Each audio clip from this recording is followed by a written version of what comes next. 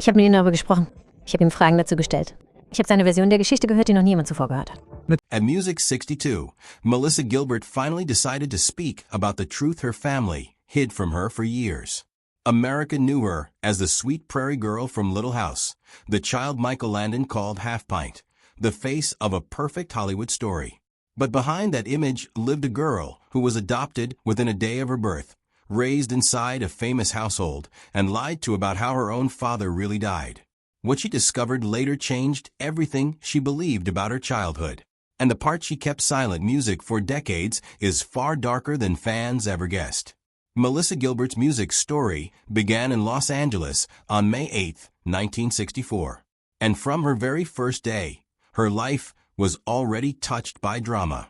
She was placed for adoption immediately after birth and adopted the very next day by actor Paul Gilbert and actress and dancer Barbara Crane.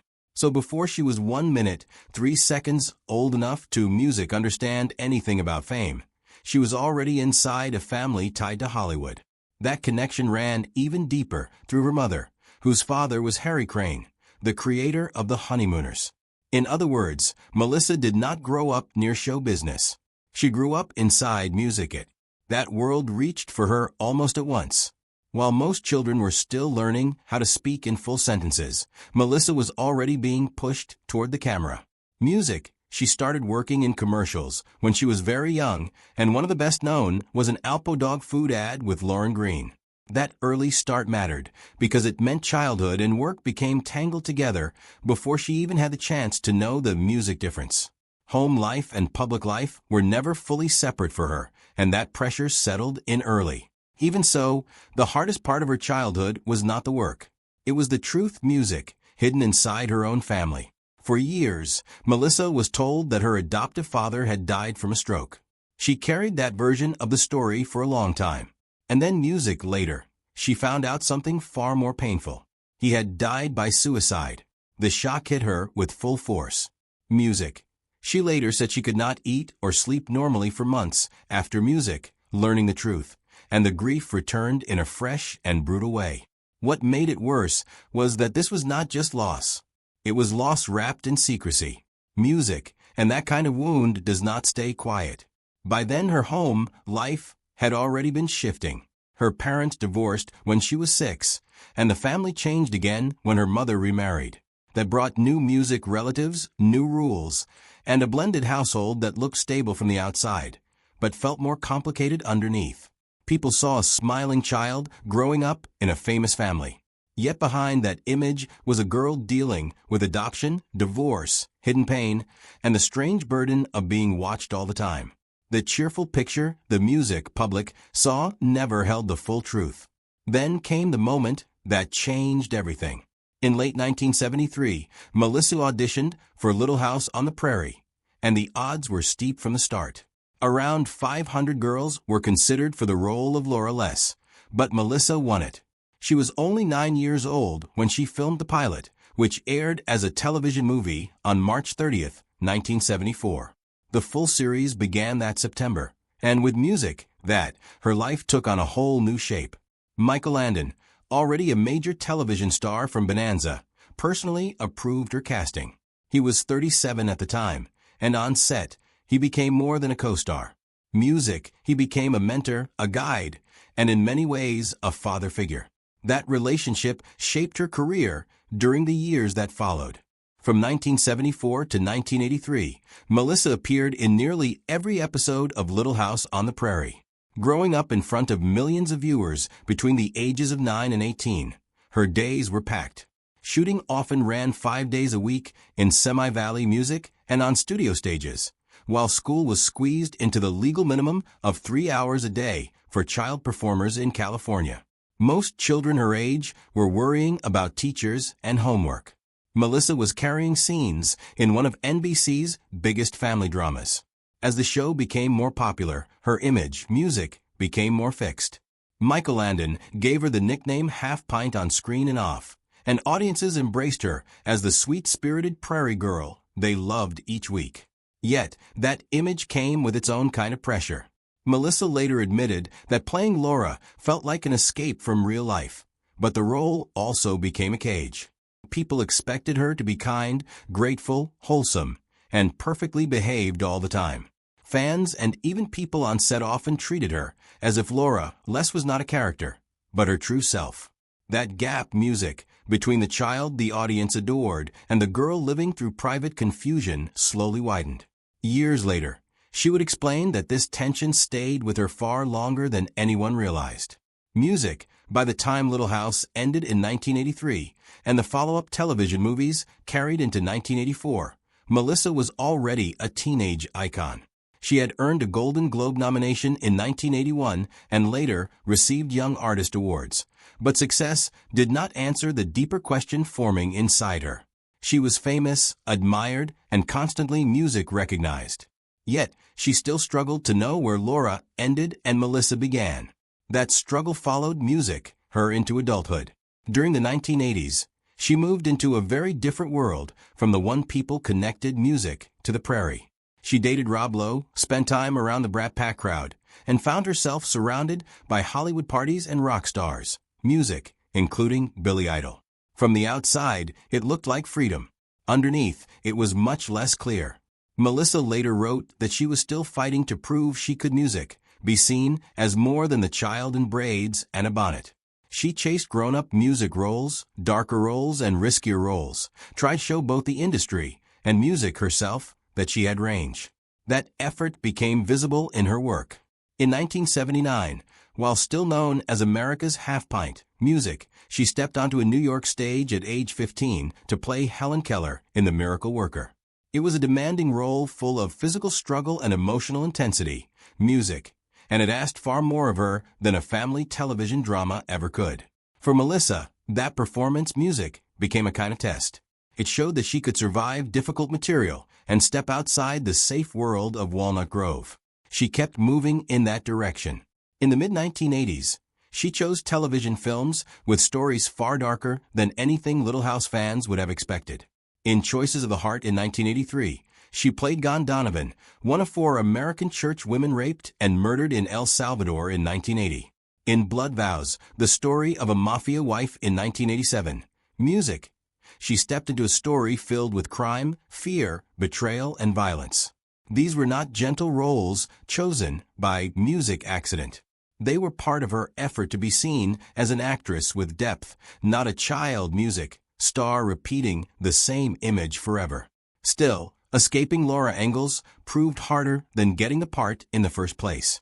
In the early 1990s, Melissa led 2 different television series as an adult actress. From 1992 to 1993, music, she starred in the Fox sitcom Stand By Your Man, which lasted 19 episodes before music it was canceled.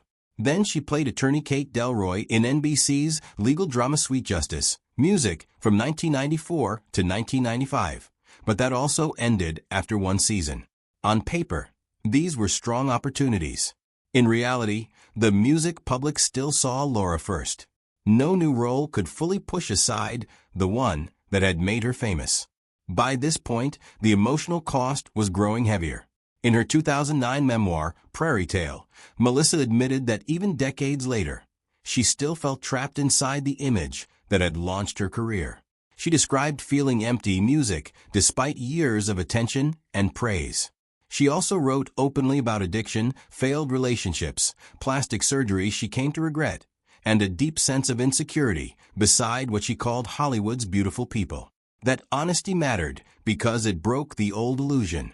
The sweet girl on television had become a woman dealing with pain, doubt, and a long search, music for self-worth. That search became more urgent as her personal struggles music deepened. Melissa later said her substance problems did not begin on the Little House set. They came later in her late 30s after grief, family stress, and emotional strain took hold. After her grandfather died, she began drinking to help herself sleep, and eventually the habit grew so severe that she could drink up to 2 bottles of wine a night. She also spoke about abusing prescription music medication during that period. One humiliating moment became a turning point when she passed out drunk in her dog's bed while entertaining a friend. The shock of that moment pushed her toward therapy and Alcoholics Anonymous. And around 2004, music, she finally reached sobriety. Even then, life kept testing her. Money problems followed.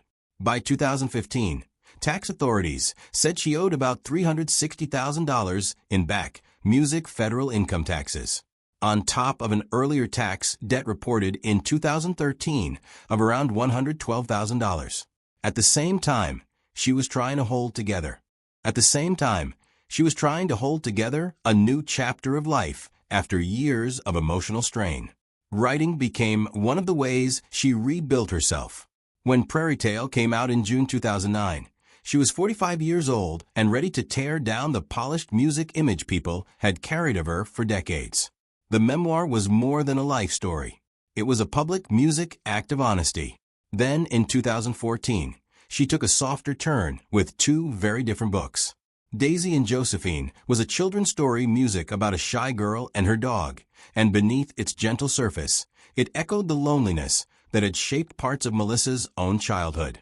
That same year, she released Music My Prairie cookbook, which blended more than 80 recipes with behind-the-scenes memories and over 75 scrapbook photos from the Little House years. The book offered comfort, nostalgia, and warmth, but it also revealed something quieter. After years spent inside a tightly music-controlled Hollywood life, she still longed for home, simplicity, and the messy closeness of ordinary family life. Her public image changed again as she moved into leadership. In November 2001, Melissa Gilbert won the presidency of the Screen Actors Guild after a bitter music election against Valerie Harper. That victory placed her in a position of real power, music, during a tense period in Hollywood. The union had already endured a 6-month music strike in 2000, and the industry was dealing with disputes over non-union work and overseas production. Melissa was re-elected in 2003 and served until 2005, which made her one of the few former child stars to move from television fame into serious union politics. It was a role that required toughness, focus, and the ability to navigate conflict under pressure. Music. Melissa Gilbert's relationship with aging did not shift all at once. It happened in stages, and every stage left a mark. Long before she was speaking openly about growing older, she was already music, trying to change the face the world knew. Soon after turning 18, she got a rhinoplasty, hoping for a smoother, smaller nose that would look better on camera after years of growing up in front of an audience. The first result did not satisfy her because the tip healed in a way she disliked. So she music went back again.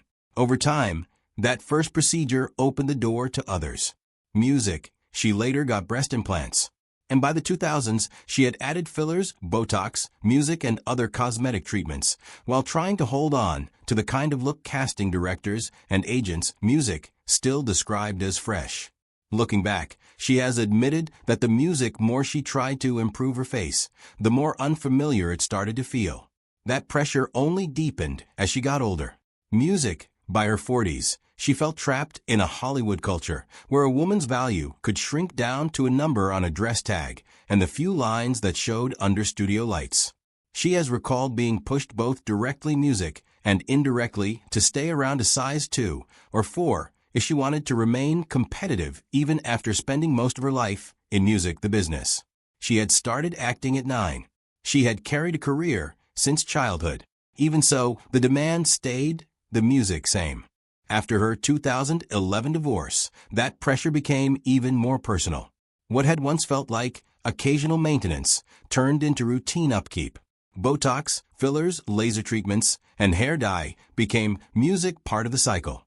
And, at some point, she realized the woman in the mirror looked less like herself, and more like someone built out of fear. That realization, slowly music, became a rejection of the whole system.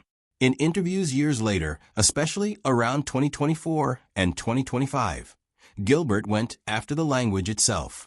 Music. She said anti-aging was one of her least favorite phrases because, in her words, anti-aging music means dead. For her, the phrase revealed the whole problem. It turned a normal human process into something shameful and taught women to treat every wrinkle like evidence of failure. Living in Los Angeles had made that pressure feel music constant. She has described carrying an invisible list in her head at all times. No gray roots, no lines on camera, no sagging skin, no weight gain. Once she saw how much of her life had been shaped by that thinking, she wanted music out. The real break began around 2013. That was the year she left Los Angeles, and she later said she had to leave if she wanted to age at all. Around the same time, after marrying Timothy Busfield, she started making visible changes. She cut her hair. She stopped Botox. She stepped away from fillers. Then music in 2015. She told fans she was getting her breast implants removed because they were causing health music concerns and no longer fit the life she wanted. The shift became easier once she had distance. Music, during the years she spent living in Michigan. She found that many of the cosmetic extras simply fell music away because the old pressure was no longer in front of her every day. That distance changed more than her appearance. It changed the way she lived. Today, she shares a restored 14-acre former hunter cabin in upstate New York with Busfield. Far from the red carpets, music, and Beverly Hills routines that once shaped her days, she stopped coloring her hair and let it turn naturally gray. Music, she left fillers and Botox behind. She now says that when she looks in the mirror, she finally sees herself instead of a performance. Her daily life reflects music, that same shift. She gardens. She cooks. She spends time outside. She no longer measures herself against camera angles or online reactions. In her view, her wrinkles and sunlines hold the story of everything she has lived through. From child stardom to tabloid scrutiny to divorce to Hollywood's long obsession with youth. And that story matters more to her now than any polished surface ever music did. The same pattern of searching, hoping, and rebuilding runs through her love life, too. On February 26, 1988, when she was 23, Melissa Gilbert married actor Bo Brinkman. Music just 7 weeks after ending her highly publicized engagement to Rob Lowe. The timing alone says a lot about where she was emotionally. One storm had barely ended before another began. Then, on May 1, 1989, she gave birth to their son, Dakota Paul Brinkman, while still working and drinking heavily. She later connected that period to untreated alcoholism, emotional instability, music, and the pressure of trying to define herself after Little House on the Prairie.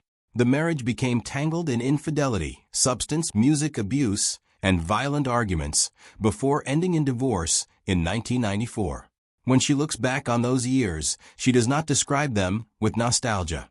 She describes them as chaotic and deeply self-destructive. Her second marriage began with a different hope. On January 1, 1995, she married actor Bruce "Music Box" Leitner after a difficult courtship that had already gone through shifts and music uncertainty, including a broken engagement she only learned about through his ex-wife. Later that same year, on October 6, 1995, they welcomed their son, Michael Garrett Box Leitner, named after Michael Landon, the man who had meant so much to her as a father figure. That detail mattered because it showed how much emotional weight she had placed on the relationship. She wanted stability. She wanted protection. She wanted a home that felt safe. Yet, even inside that marriage, old patterns stayed alive. Gilbert later admitted that she kept chasing emotional security, kept drinking to cope, and kept holding on to the hope that Bruce would somehow rescue music, her from loneliness. After 16 years together, they separated quietly in 2010 and finalized their divorce in 2011, closing a chapter she now sees as driven more by fear than peace. Then came something that felt different from the beginning. In 2012, Gilbert, then 47, walked into a bar in Los Angeles and sat down at the counter where music Timothy Busfield, 55, was having pizza. He had been out of the dating scene for music 8 months. She was still rebuilding after divorce. Both had lived long public lives. Both had children from earlier marriages. Both carried years of private damage, music, behind familiar television faces. Yet, when they started talking, the energy was calm. There were no games in it, no frantic rush, no performance. Just two people who had already been through enough to recognize what steadiness felt like. That calm moved quickly into commitment by December 2012, less than a year after they met. Busfield Music proposed during the holiday season, and their engagement was confirmed in early January 2013.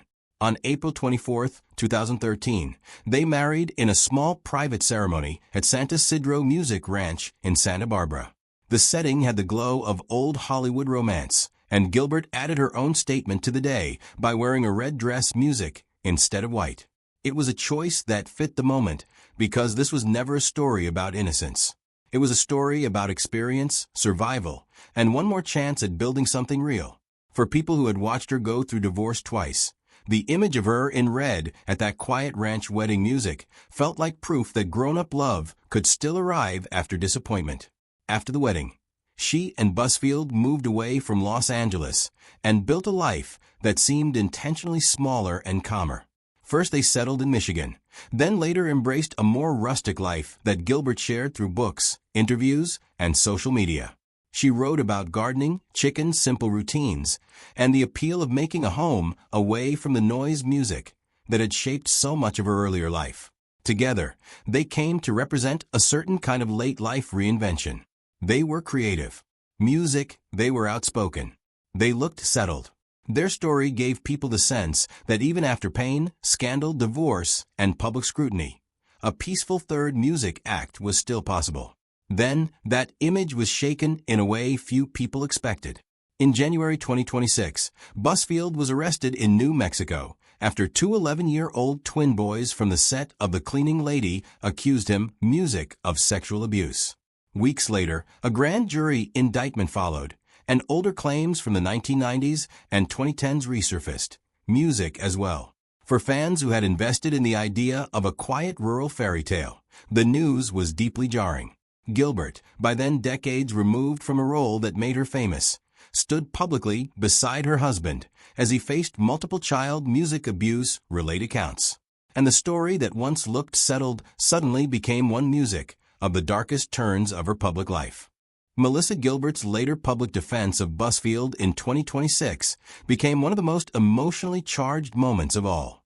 In early February 2026, a Bernalillo County grand jury in Albuquerque indicted music 68-year-old Timothy Busfield on 4 counts of criminal sexual contact with a minor tied to work, music, he had done on Fox's crime drama, The Cleaning Lady, between November 2022 and Spring Music 2024. Prosecutors said he inappropriately touched one twin boy over the child's music clothing when the boy was 7 and again at 8. While the boy's 11-year-old twin also reported abuse. The arrest warrant issued on January 9, 2026 music also pointed to an earlier allegation involving a 16-year-old girl during an audition at Sacramento Street Theater, which Busfield co-founded.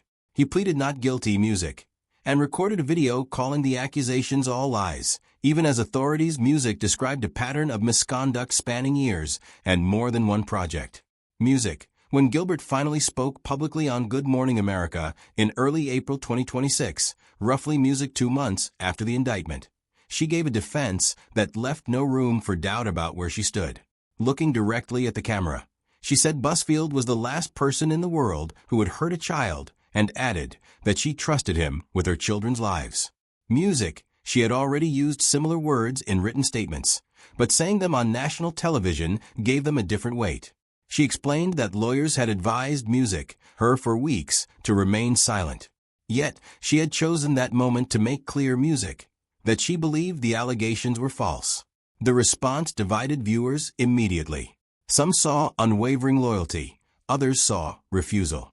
In a preview clip released ahead of the interview, Gilbert described the case as the most traumatizing experience of their lives. She spoke of Busfield's arrest on January 13, 2026, as the moment everything changed. Finances, friendships, plans, and work all seemed to collapse at once. Sitting beside her husband, she said their life as they knew it was done and spoke openly about grieving the future they thought they were building together. Her language carried the heaviness of loss even while the music legal case remained ongoing. Busfield was free pending trial, with a jury trial tentatively scheduled for May 2027. But Gilbert talked as if the old version of their life had already music ended. That sense of mourning kept running through everything she said. She made it clear that what frightened her was not only the possibility of a conviction. It was also the knowledge that their shared future had already been damaged beyond repair. Projects under their modern Prairie banner now faced uncertainty because music potential partners no longer wanted their names linked to Busfield. Even the moment of his release came with its own shadow. In January 2026, a judge let him out on his own recognizance after about a week in jail, and around Music 70 support letters were filed to argue that he should not stay behind bars before trial. Yet, none of that restored normal life. Gilbert described the months after his arrest as a permanent storm where each phone call could mean another vanished opportunity or another person stepping back. Music, what gave her defense its sharpest edge, was the fact that she acknowledged the public cost even while insisting on his innocence. She said plainly Music, that for Tim it was done. He was canceled. She went further and said that Music, even if he were exonerated, he would always be that guy. In other words, she believed the accusation alone had attached Music itself to his name in a way no verdict could fully erase. That is what made her stance, Music, so unsettling to many people. She was standing beside him with complete conviction while also admitting that the world had already made up its mind. Alongside these public battles, Gilbert was also dealing with years of physical pain. In March 2012, at 47, she joined season 14 of Dancing with the Stars and was paired with Maxim Chimovsky, Music performing live each week before an ABC audience of about 18 million viewers. Then, on April 9, 2012, during Music a Paso Doble set to a Kiss medley, she fell and hit her head. She still finished the routine before being quietly taken from the studio by ambulance. Doctors diagnosed a concussion, Music, and whiplash, adding to neck trauma that had already been building for years. Even after missing the live results show, she returned to compete again and ultimately finished in 5th place. That injury fit into a longer history of spinal problems. Around 2010, a serious back injury set off more than a decade of pain for her on top of lingering effects from a broken back in 2001 and a spinal fusion in 2010. By 2019, Music, she was describing constant nerve pain that spread from her neck into her arms along with numbness, Music, and headaches that disrupted sleep and made simple movement difficult. Then, in November 2020, Music, at 56, she underwent surgery to remove old hardware and repair deteriorating discs, Music, in her neck in the hope of finally stopping progressive nerve damage. Even everyday life brought fresh Music scares. In June 2023, at her Catskills cabin, Gilbert noticed what seemed like an ordinary insect bite Music on her left arm. Within 24 hours, it had swollen dramatically and developed red streaks, classic warning signs of a spreading Music infection. By the time she reached the emergency room, she had a fever. Doctors diagnosed cellulitis with an abscess forming under the skin. They marked the spread of the infection with pen, started intravenous antibiotics, and warned her that without treatment, it could have entered her bloodstream within days. Then there was a struggle she had carried almost her entire life without understanding it. Music, in 2024 at 60. Gilbert finally learned the name for something that had affected her since the Little House on the Prairie years. It was misophonia, a neurological music disorder that causes extreme reactions to certain sounds. She remembered being a child on set in the mid-1970s, sitting in classroom scenes while other kids chewed gum or tapped Music, their fingernails on desks, and feeling her whole body flood with distress. Her face would turn red. She would fight the urge to scream or run. Music for decades. She assumed this meant there was something wrong with her personality. She thought she was Music mean. She thought she was unstable. Learning that it had a name gave shape to something Music she had spent years trying to hide. She only discovered that there was treatment in Music 2023 when she reached out to Duke University's Center for Misophonia and Emotion Regulation and wrote a simple message asking for help. The center's director, Dr. Zach Rosenthal, told her there was help and that she was not alone. She went through 16 weeks of intensive cognitive behavioral therapy, Music, learning how to recognize early signs in her body, including small reactions like her feet, Music, clenching before panic took over. Then, in 2024, she began speaking publicly about the condition and worked with Music Duke and media outlets to push for awareness and research funding. All of this has shaped the version of Melissa Gilbert that people see now. She did not simply grow older in Hollywood. She left the place that taught her to fear age, and then rebuilt her life where she could breathe. By the late 2010s and early 2020s, she had fully stepped away from the old image. The dyed red hair was gone. The fillers were gone. The frozen forehead was gone. Around 2013, after marrying Busfield on April Music 24th of that year, she left Los Angeles first for rural Michigan and later for that music 14-acre cabin in the Catskills. She has said clearly that she had to get out of Los Angeles in order to age for real music, because the city itself did not feel safe for that process. That idea became part of her work, too. In 2022, more than 45 years after her Little House debut in 1974, Gilbert launched Modern Prairie, a lifestyle brand and online community created for women over 50. That choice, music, mattered, because the audience was the point. She was no longer trying to stay appealing to a youth-driven industry. She was speaking directly to women who had lived enough music life to understand what she meant. She appeared on camera with little makeup or none at all. She talked openly about menopause, hot flashes, sagging music, skin, and body changes. She connected the brand to her own daily routines as well, drawing on gardening, simple cooking, and the reality of living in a small cabin she and Busfield had spent years restoring. Around 2022 and 2023, music, she spoke with more confidence than ever about aging itself, describing menopause and growing older as gifts she no longer wanted to hide. When she turned 60 in music May 2024, she called it the most incredible year and said she had earned every line, scar, and opinion that came with it. The message behind that was clear. She no longer saw older women as faded versions music of who they used to be. She saw them as visible, creative, sexual, and music fully alive. She even said that moving through menopause had deepened her marriage because she felt more completely herself. That same honesty shaped music, the acting work she chose to do. Even after leaving Los Angeles, she did not stop acting. She simply stopped trying to fit into younger versions of herself. In the off-Broadway play Music Still, which opened in New York on February 6th in the mid-2020s, she played a woman in her mid-60s music, confronting a romance from 30 years earlier. Acting opposite Mark Moses, she used the role to touch music, something close to her own life, including the long, emotional trail of marriages and divorces.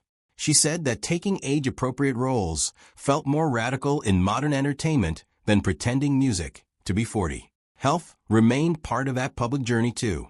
After nearly 20 years of neck and back pain, she underwent major spinal surgery in November 2020 and later updated fans that she felt really good just 3 weeks music afterward. Then, in her early 60s, she shared another deeply personal milestone music by revealing that she was cancer-free at 62. She paired that relief with activism in December 2025 by working with the Pancreatic Cancer Music Action Network in honor of Michael Landon, who died of pancreatic cancer at 54 in 1991.